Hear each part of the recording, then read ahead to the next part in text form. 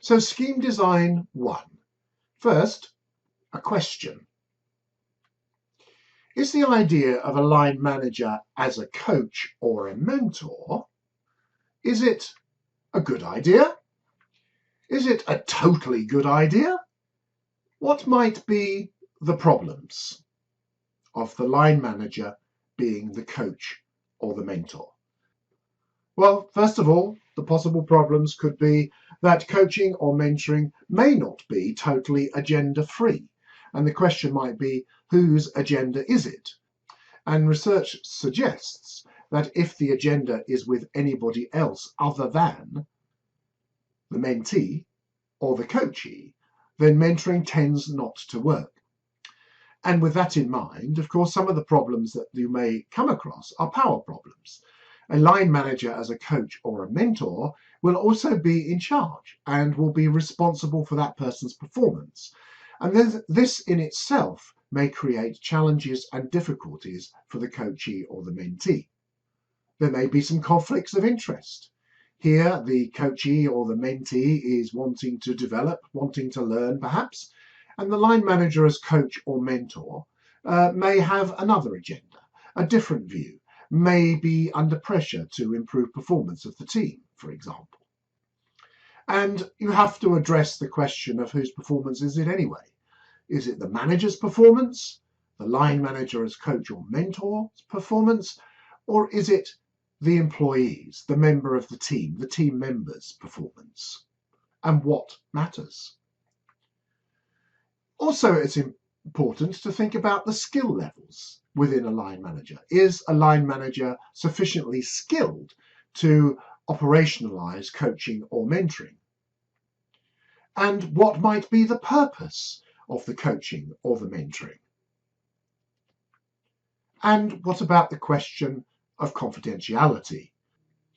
And what about the time and the cost? But it is possible to use coaching and mentoring skills as a line manager. It is possible to work in that sort of way.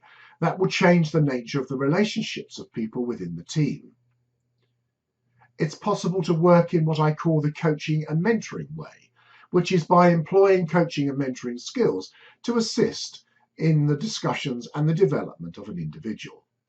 So some examples now from practice. So from my experience, I've seen line manager as coach mentor to a team member, as we've just discussed. I've seen cross-departmental coaching and mentoring with the line manager providing the objectives to the client, to the coachee or the mentee. I've also seen coaches and mentors within an organization, managers who've been trained in these skills, and they work cross-departmentally. They don't work within their same departments. They work with different people in different parts of the organization, and they become official coaches or mentors within the organization. So which one of those do you think might produce the better outcomes? And why might it produce a better outcome? Well, it's cross-departmental coaching or mentoring that tends to produce the better outcomes. The other two arrangements we looked at emphasize the power differential, emphasize that it's somebody else's agenda apart from the coachees or the mentees, and this creates challenges and problems. Mentoring, in fact, as an organizational intervention, an internal arrangement, in the UK at least, and in many other countries, has been developed for many, many years, about 30 years or more.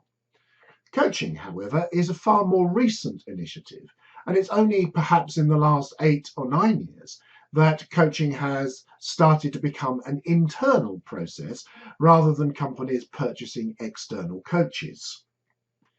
So what I'm going to do in the next sessions that follow is start looking at the whole issue of scheme design and treat both coaching and mentoring as the same kind of thing, and go through the elements and the processes that are necessary to consider if you want to introduce coaching and mentoring into your own organization.